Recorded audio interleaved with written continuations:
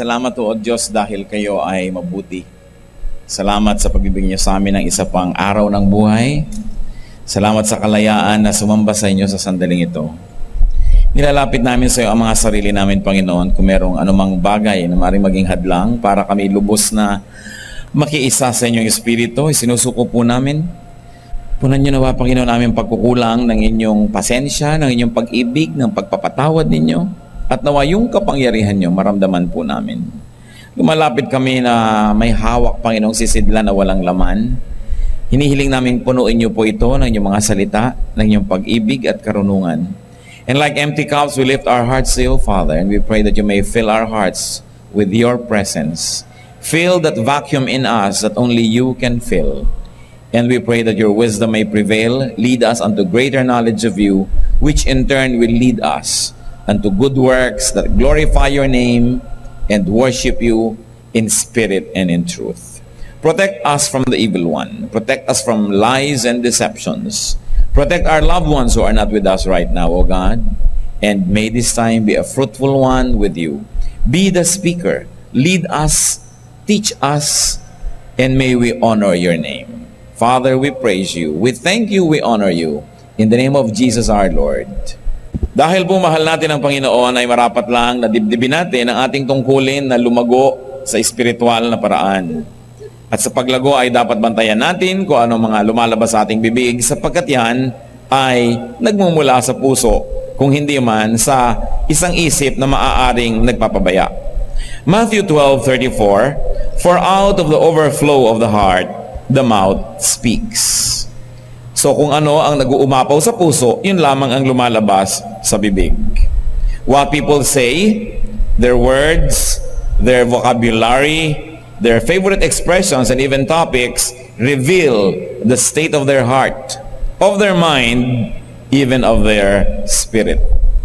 Bagamat napaka-invisible ng espiritu ng tao para makita, subalit may paraan na masukat, malaman kung ano ito, at ang kalagayan nito sa pamamagitan ng mga salita na lumalabas sa bibig ng isang tao.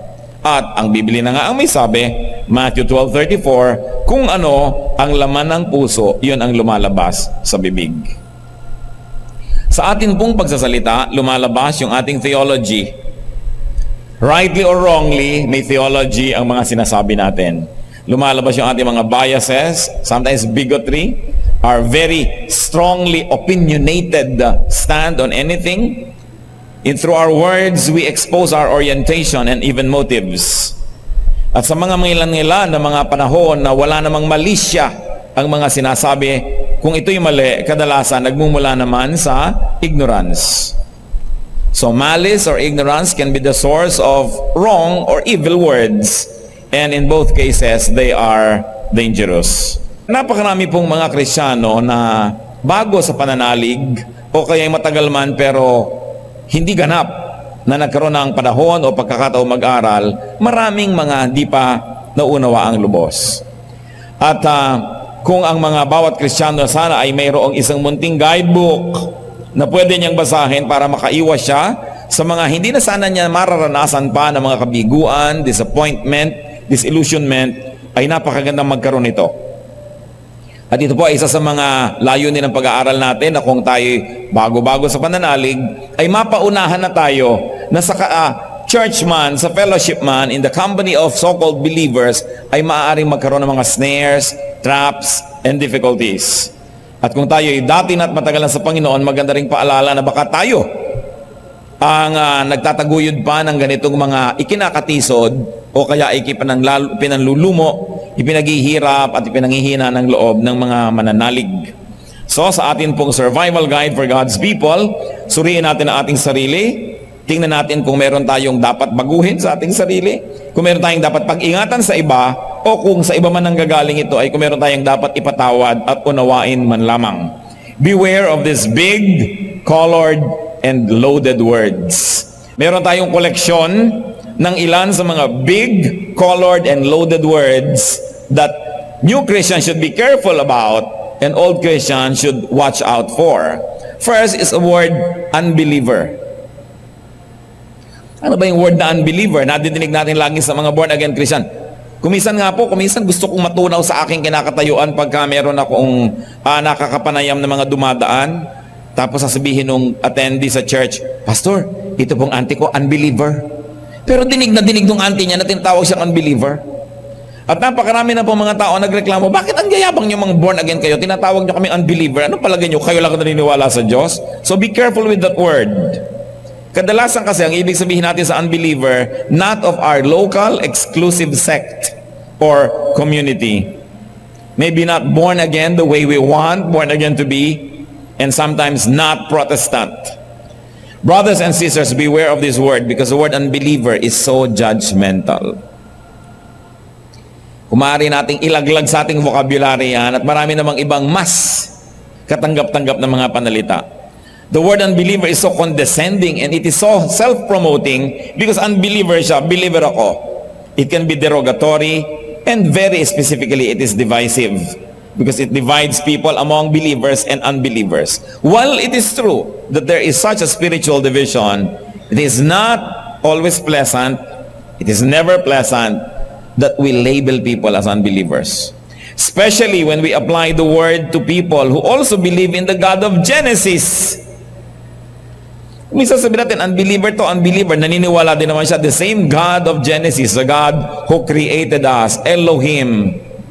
God El Elyon, tinatawag ang mga pangalan niya sa Biblia. The God of the Bible. How can you call somebody who believes in the God of the Bible an unbeliever? But they only happen to belong to another definite or exclusive congregation. Sabi sa Matthew 7:1, do not judge. Napakarami po ng mga wala pa sa Panginoon ang nauudlot o kaya ay nadadala at lumalayo dahil sa mga nadidinig nilang mga ganitong mga pananalita. Another word that we should be careful about and careful in dispensing is the word saved or unsaved. Ang dalas niyan. Pag may namatay habang nakatingin sa ataol yung Kristiyano, tatanungin niyo kung mag-anak, saved na ba?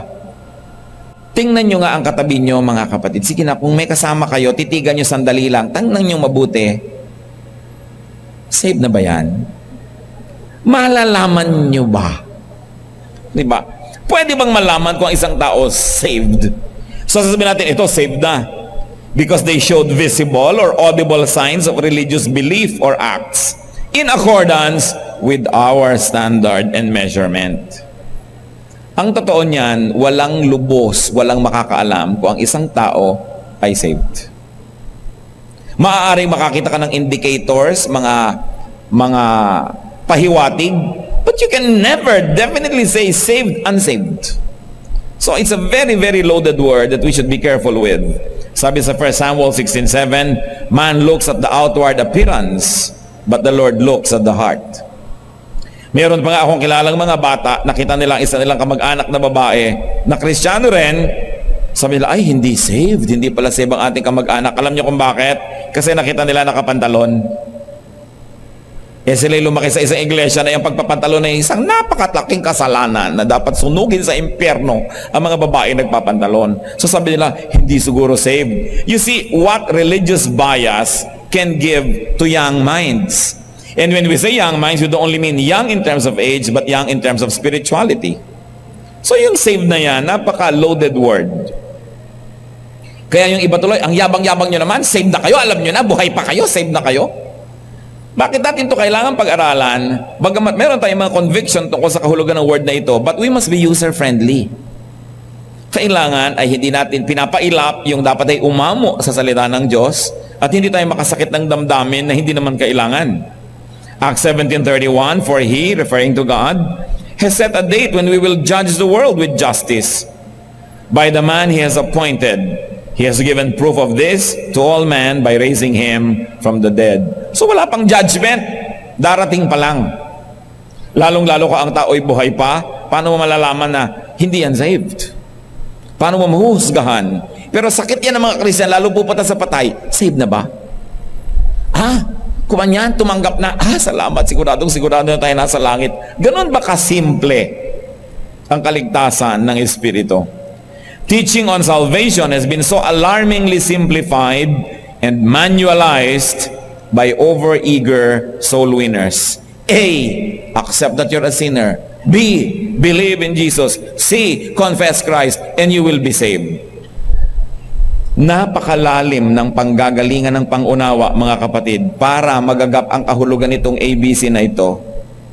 Hindi ganun kasimple na itaas po ang inyong kamay, itungo ang inyong ulo, ipikit ang mata at sundan ang aking panalangin. Diyos ko, makasalanan po ako, tinatanggap po kayo. Tapos palakpak, save na po kayo. Ganun ba talaga kasimple ang mga malalalim na bagay na ito? Kaya kung minsan sa oversimplification, nakikita mo, hilaw na hilaw ang mga tao. Walang katuro-turo, walang kaalam-alam, kaya while they profess to be Christians, look at the kind of behavior that we see around. Look at the kind of weaknesses and errors that people commit because this is oversimplified. Nag-aagawan kasi ng mga kaluluwa ang mga tao, so paramihan ng mapapataas na kamay, ng magpo-forward, para nabibilang, para impressive sa mga donor, impressive sa mga palakihan ng mga na-convert. It's a name and numbers game. And the most profound, the very profound teachings of the faith are oversimplified in the arena of soul winning. Ang Panginoong Hesus nga pagka sinuri po natin yung Gospels, bihirang-bihira na ginawa niyang topic yung ating obsession na salvation. Because the Lord was almost always talking about the kingdom of God. Interestingly, at basahin niyo po ang inyong New Testament, ang mga Gospels, ang favorite topic ni Lord is the kingdom of God, hindi yung ating obsession with salvation, kung ano man ang oversimplified meaning nun. Kaya sa Luke 17:21, sabi niya, the kingdom of God is within you. May nagtanong kasi sa kanya, tell us when the kingdom of God will come. Sabi niya, aba, the kingdom of God and the coming of it cannot be observed. At hindi niyo pwedeng sabing, ayan yung kingdom of God, ito yung kingdom of God. Sabi niya, no. Because the kingdom of God is within you. Nasa loob, nasa kalooban. Inuunawa, ninanamnam noong tao na nagkaroon ng puwang yung kanyang puso para tanggapin yung kingdom of God. Ito po isang malaking hiwaga na teaching ng Panginoon na konting-konti ay tinuturo ng church. Yung kingdom of God.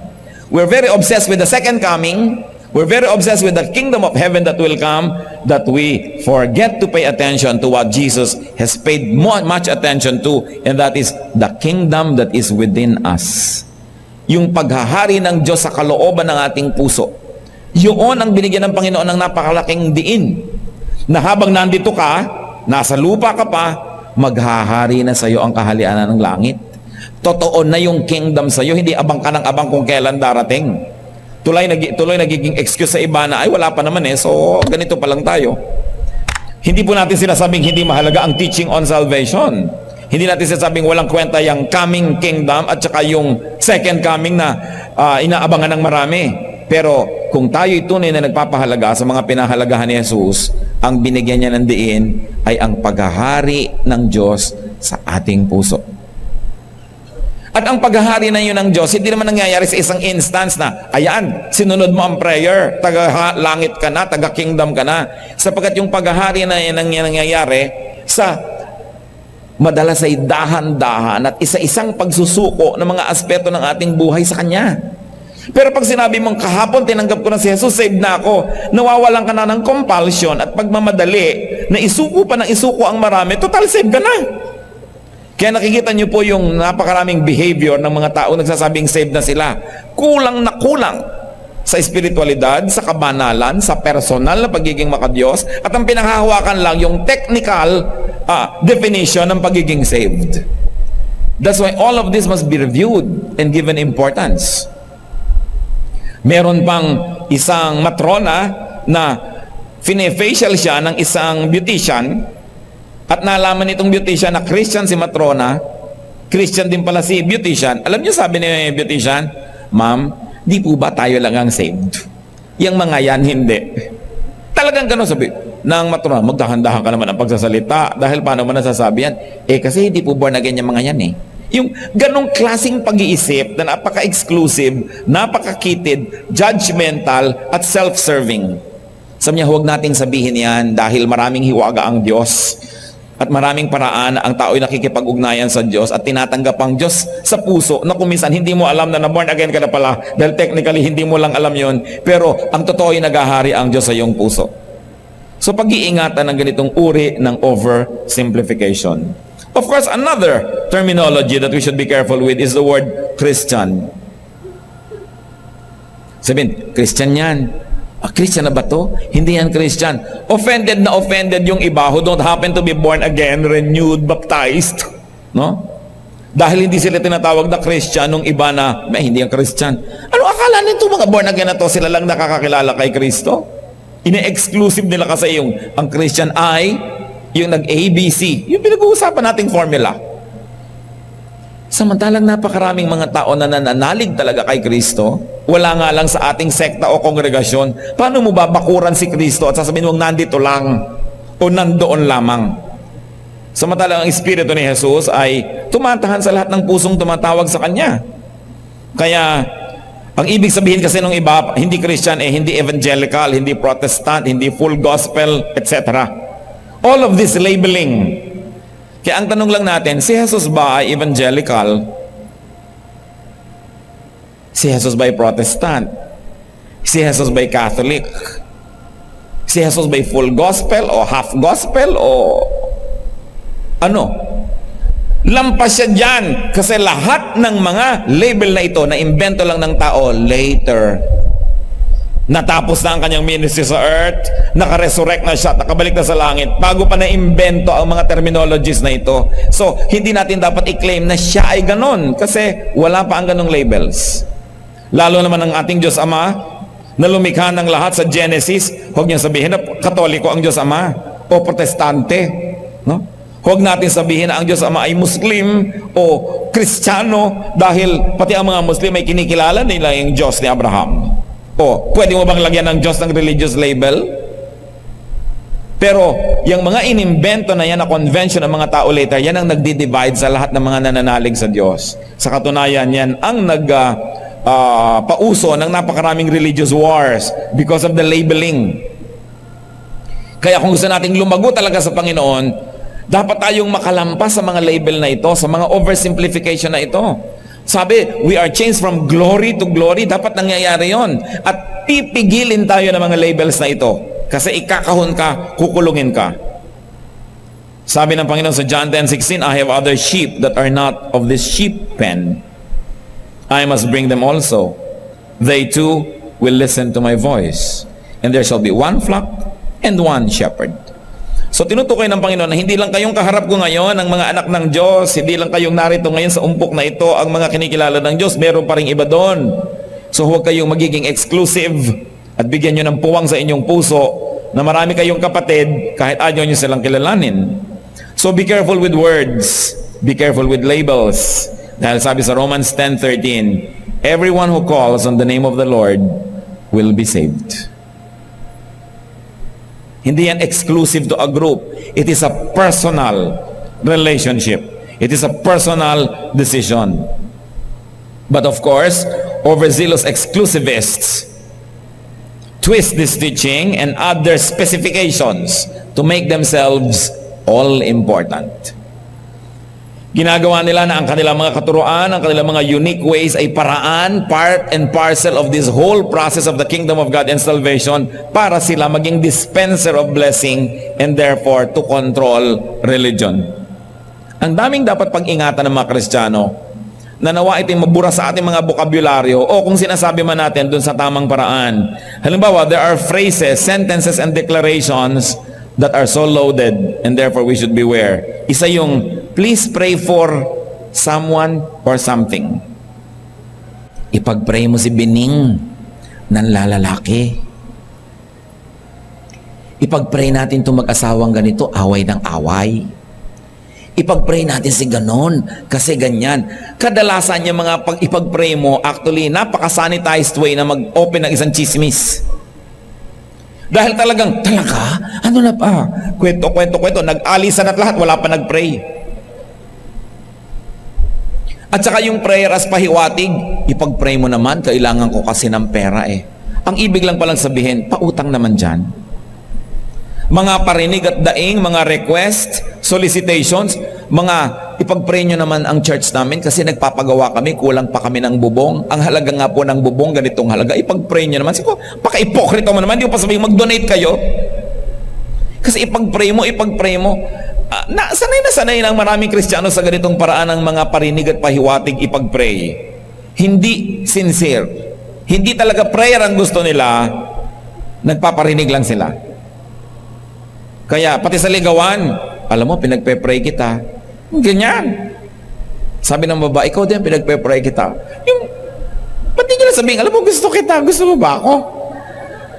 Dinada pa sa mga pa-prayer. Mabuti sana kung totoo. Ang pinag-uusapan natin kung totoo, okay pero the misuse of these words. Gas-gas kasi yan yung ipag-pray. Ipag-pray nyo naman ang anak ko kasi mag-a-abroad, wala siyang panggastos. Ipag-pray nyo naman si ganitong missionary kasi nagre-raise siya ng funds. Hindi na lang diretsahin. 1 Chronicles 28 verse 9, the Lord searches every heart and understands every motive behind the thoughts. Gusto nating mag-grow, lampasan natin itong mga ganito. Maging totoo na lang. 2 Corinthians 6, 4 and 7, as servants of God, we commend ourselves in every way, among many ways, in truthful speech. Napaka-importante. Isa pa pong phrase na pag-iingatan, this we claim in Jesus' name. Diyos ko, pagalingin mo po ang nanay kong may cancer at I claim na gagaling na po siya. Thank you po. So ano nangyari kung biglang namatay? At meron na mga ganyan. Kinlaim na. Lord, I claim in Jesus' name. Ito mga pasubo sa Diyos prayers. Ano po ang itinuro ng Panginoong attitude sa pananalangin? Matthew 6:10, your will be done. So we must not be stubborn. We should not have presumptuous requests because they have no place in godly prayers and they can only lead to disappointment, to disillusionment, and sometimes to the weakening of faith. Kasi kinlaim na, tas hindi nangyari, nadidisorient, lalong-lalo yung mga bagong believer. At nanghihina ang pananalig at kuminsan nagtatampo sa Diyos kasi talagang kinlaim na, hindi nangyari. Sabi sa James 4:15, pag may gustong-gusto ka, dapat you ought to say, if it is the Lord's will. Kaya i-claim natin, halika, ipag-pray natin, i-claim natin, Lord, we claim in Jesus' name. Walang ganong turo. If it is God's will, thy will be done on earth as it is in heaven. So ang panalangin, Lord, gustong-gusto po namin to, pero kung ano po talaga yung gusto nyo, di yun ang masunod, baka naman po sakaling mapagbigyan nyo lang o makalusot ito, di thank you. Pero kung hindi, thank you pa rin po. That is how we should pray. Don't claim. Ako po hindi nag-exaggerate. Marami na ako nakita na ikinlaim yung paggaling tapos namatay talaga yung pasyente. So, nagtataka ang tao, bakit? Saan ako nagkamali? Sa prayer, doon ka nagkamali. Claim ka ng claim eh. Sabihin mo na lang sa Diyos, itong gusto ko, pero kayo pa rin po ang masunod. At ito pa mga kapatid ang pag-ingatan, lalo mga bago sa faith, yung sabi ni Lord. The Lord told me, thus saith the Lord. Nagtataka ko talaga doon sa mga tao, parang nakakausap nila ang Diyos. Yung buti pa sila. Alam niyo po, kaninang umaga, sabi sa akin ng Diyos, papautangin niyo ako. Kinausap ako ni Lord, sabi ni Lord, o yung bag mong pink ang dadalin mo ngayon, anak. Kaya pong pink. Yung ganun, either talagang napaka-special niya o siya nilalagnat. Yung lagi na lang, the Lord told me, ang dami nating nadidinig na ganyan. Pag-ingatan niyo, kasi kahit meron kayong conviction, pwedeng magkamaling conviction na yun eh. So sasabihin niya lang na, I have a leading. After prayer, I was inclined to think this way or to do it. Pero just sabi sa akin ni Lord, napaka-presumptuous. Kaya tuloy, pag hindi natupad, nagtataka ang marami, hindi tinupad ng Diyos ang sinabi niya. At kayo rin nagtataka, yung pala faulty lamang yung theology. 2 Peter 2:1, but there were also false prophets among the people, just as there will be false teachers among you. So yung gusto natin siguro isipin na hindi naman false prophet, talaga lang, hindi lang niya nasusuri yung kahulugan ng pinagsasasabi niya. Pero meron talaga mga false prophets. Halika, ipoprophesy kita, magpoprophesy. Alam niyo po, gustong-gusto ng mga ibang tao yung gift of prophecy. Why? Because it makes a star of the prophet. Biruin mo, nakikinig sa'yo ang tao, ayaw gumawa ng anumang bagay hanggang hindi kumukonsulta sa'yo. It makes you very important. Kaya may mga tao na gustong-gusto nila na magpropetahan. Pero anong sabi sa Jeremiah 23:30-32? Therefore declares the Lord, I am against the prophets who steal from one another words supposedly from me. Yes, declares the Lord, I am against the prophets who wag their own tongues and yet declare, the Lord declares. Indeed, I am against those who prophesy false dreams, declares the Lord. They tell them and lead my people astray with their reckless lies, yet I did not send or appoint them. They do not benefit these people in the least, declares the Lord. So kahit po sa Bible, napakarami nang nai-record ng mga false prophets and false prophecies. While we continue to always say that we believe that there is still the gift of prophecy up to now. Pero marami nilalagnat lang. Marami akala lang nila. Because the Bible says, if a prophet says does not come to pass, he is not a prophet. Dapat 100% accuracy. Kaya pinag-iingatan din natin yung thus says the Lord. Sabi ng Panginoon, napakalaking kapangahasan at sinabi mong thus says the Lord. Liban na lang talagang Diyos talaga ang nagsabi sa iyo. At meron namang taong araw-araw kinakausap ng Diyos. Ting hapon, ting umaga kinakausap ng Diyos. Sobra naman yata siyang espesyal. Kaya dapat sinusuri ang ganitong mga claims. At kung siya naman talaga isugo ng Diyos, hindi siya dapat ma-offend kung sinusuri. Dahil habang ine-examine mo yung genuine, lalong lumalabas na genuine siya, mas matutuwa siya dapat. Ang natatakot lang at nagagalit na sinusuri siya, yung mabibistong hindi pala siya totoo. So those who are really gifted by God with this kind of wonderful gifts will not be offended being examined, because godly people are supposed to be careful, and we're expected to test every spirit to see if it is from God. May mga dapat pa po pag-ingatan ng salita, napakagasgas at abuse, brother o sister. Lalong-lalo kung meron kayong panaderya, tindahan, grocery, lumber, hardware, mag-ingat kayo sa mga nakiki-brother or sister dahil uutangan lang kayo ng bubong, uutangan lang kayo ng mga halige, mga semento. At kung kayo nasa isang kumpanya, manager kayo, may-ari, nagpa-Bible study kayo, ang dami-dami mga empleyado nakiki-brother, sister sa inyo dahil aabusuhin kayo sa mga pag-absent, sa mga pagbale at kung ano-ano. Sobrang na-abuse tong, di ba brother kita in the Lord? Di ba sister kita in the Lord? Pahingin naman discount.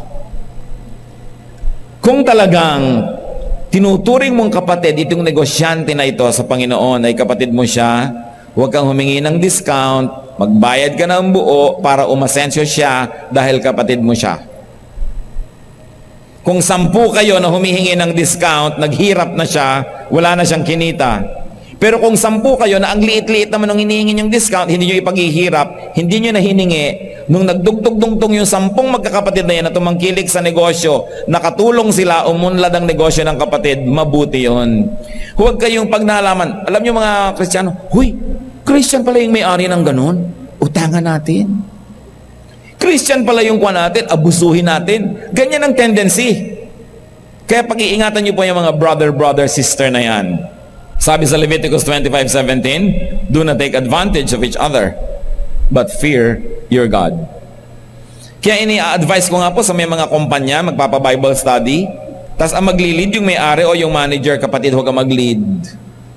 Mag-import ka galing sa labas. Kasi pagka yung mga empleyado mo dyan, naging brother and sister mo, nako, sabihin, brother, meron po ang outing ang church namin bukas kasi absent po ako. Ine-expect nila na unawain mo lahat dahil brother mo.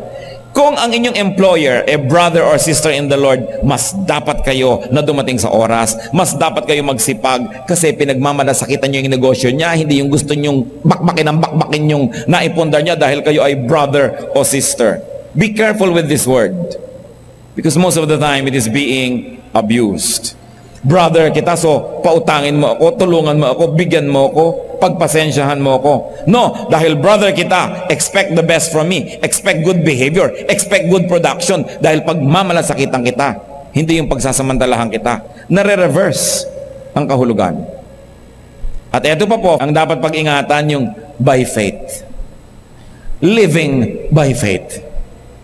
Napakaraming kamalian ang nadinig ko na tungkol sa by faith na yan. Meron tayong isang kapatid dito, ay kinukwento niya, isang church sa probinsya, kailangan magpa-repair ng isang bahagi ng church. At sabi niya, ay gumawa po tayo ng mga cards. Artist ako, tuturuan ko kayo, gumawa tayo ng mga cards and then isell natin. Nagalit ang pastor. Bakit tayo gagawa ng card para mag-sell? We live by faith. Hayun, hindi pa nagagawa yung church hanggang ngayon. Kasi ano pong ibig sabihin nila by faith? Yung without plan, without preparation, without practical action, without tangible resources, without fallback, without any escape route. Yun ang ibig sabihin nila sa by faith. Ibig sabihin, with careless abandon. Hebrews 11:7, by faith, Noah, when warned about things yet not seen, in holy fear, built an ark to save his family. So ano po nakita natin dito kahulugan ng by faith? Kumikilos, nagtatrabaho, gumagawa ng praktikal, ginagamit ang utak na ibinigay sa atin ng Diyos para lutasin yung kaya naman natin sa ating level. Yun ang by faith. Pero yung iba, magmi-mission po ako. Talaga? Paano ang pamilya mo? By faith. Kaya hayan na yung mga anak, mga butot balat na sa kapayatan kasi yung tatay ay nag-by faith. Ang dami ko pong nakilalang pastor na umiiyak dahil ang mga anak naging mga magnanakaw kasi nagutom, walang makain kasi by faith. Walang plano, walang fallback, nothing, tas by faith, tas sisisihin ng Diyos. Kasi hindi naman yun itinuturo sa Bible na ibig sabihin ng by faith, yung kalimutan mong may utak ka. Huwag kang gumawa ng dapat gawin. Ang dami po, kung iisa-isahin pa lang natin yung mga vocabulary ng maraming mga Kristiyano, makikita natin ang daming bara para lubos na dumaloy talaga yung wisdom of God and therefore the blessing of God. Noon, sinasabi natin because the church is young, but the church in the Philippines, at least the evangelical church, is at least already 100 years old. And if you're going to count the Christian tradition in the Philippines, including the Catholic tradition, 500 years old na. Hindi na young. Dapat na mag-evolve. But very, very especially among the evangelical, Bible-based Christians, these ideas are very prevalent. Lagi mong nadidinig. At pipintasan ka pa ng iba pag nagpaplano ka, pag gumagawa ka ng mga paraan, sasabihin nila, wala kang faith. Pero wala naman silang ginawa kundi magparinig, ipag-pray mo naman kasi nagpapagawa kami ng buong. Akala ko ba by faith? Bakit kailangan mo magparinig ng ganyang kutakot-takot? So kung mga bagay na ito mga kapatid ay ating una, tingnan, baka guilty tayo. Siyasatin natin, suriin natin. Pangalawa, baka may mga tao na ginagawa nila sa atin yan. Yung mga terminologies na to, minamanipulate lang pala tayo. Tapos brother or sister sila, be careful. Sabi ni Lord, I'm going to send you as sheep among wolves. Not everybody wearing a sheepskin is sheep. Sometimes these are wolves wearing sheep's clothing. At kadalasan naman, pure ignorance lang. It's the best kung ignorance, at least walang malis. But you know that ignorance is not good either. So dapat tayo mag-aral. Siyasatin ang ganito mga bagay. Do not oversimplify the faith. Ito kasing tradition natin ng mga Bible-based denominations, ito oversimplify. Nakamanual lahat. Parang ganun lang mahuhuli yung mga malalawak na diwa tungkol sa Diyos at nailalagay sa papel at step 1, step 2, step 3. Ganun lang kasimple. But spiritual things are profound. Kailangan ang ating pagbubulay-bulay, ang ating pag-iisip-isip. Ano po ang nagiging usual result nitong sinasabing living by faith? Poverty. Want. Substandard products or produce. Needless difficulty. Disappointment. Disillusionment. And many people turn away from God and from the faith later on. Dahil hindi na-deliver yung ina-expect nila. Kasi naman yung means nila of production, so to speak, is not what the Bible teaches. James 2:18, but someone will say, you have faith, I have deeds. Show me your faith without deeds, and I will show you my faith by what I do. Sabi nyo, nanghahamon pa yung iba. Ikaw kasi may pananalig, ako gawa. O yung iba, gawa ka lang, wala kang pananalig. Sabi nitong may akda, pwede mo bang paghiwalayin yung pananalig at gawa? Ipakita mo sa akin ang pananalig mo na walang gawa. At ipapakita ko sa iyo ang pananalig ko sa pamamagitan ng ginagawa ko. So napakalinaw that there is a prevalent misunderstanding of what it means to live by faith. Alat chamba, kung ano na lang mangyari, ganun. Being in the Lord, being in the Lord's fellowship can and should really be wonderful. Wala na yata tayong dapat ipagpalit pa doon sa karanasan na tayo'y lumalapit sa Panginoon, nakikilala natin siya, lumalalim ang pangunawa at nai-apply natin sa buhay ang ating mga kasulatan ng Biblia.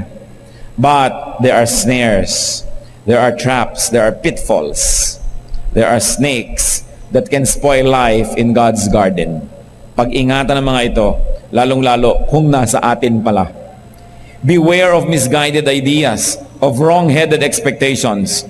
Beware of ignorant or innocent simplicity that can abuse others, invite or allow abuse from others.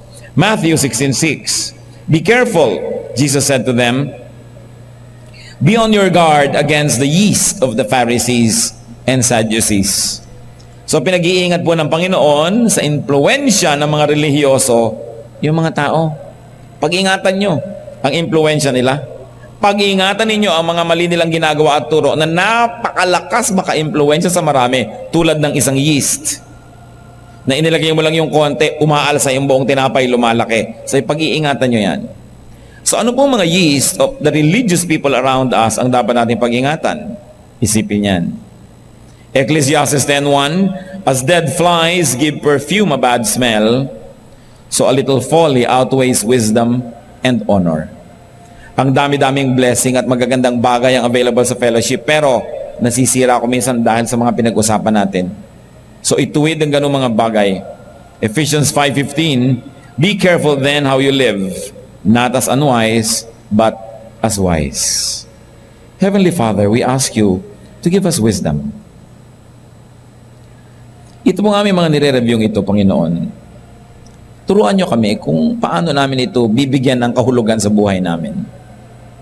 Teach us to see the relevance of examining these things in our lives, in our vocabulary, and very especially in the way we think, in our values. Ipakita mo, Lord, kung kami ay may dapat ituwid. Ipakita mo kung meron kaming dapat pag-ingatan sa aming kapwa. At kung meron mang mga ganito, ipakita mo rin kung anong dapat naming ipatawad, unawain, idalangin, at pagtulong-tulungan na ayusin sa aming buhay.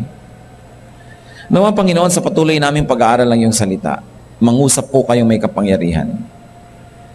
We commit to you this special fellowship, that through this, O God, your words may be more and more real, more and more practical in application.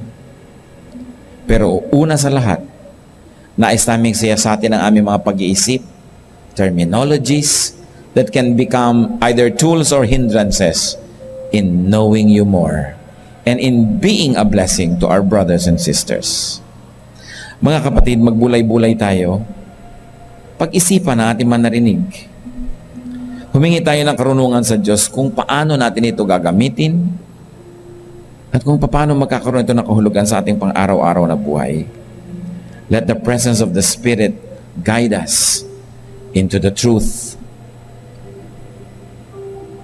Mangusap po kayo sa amin, Panginoon.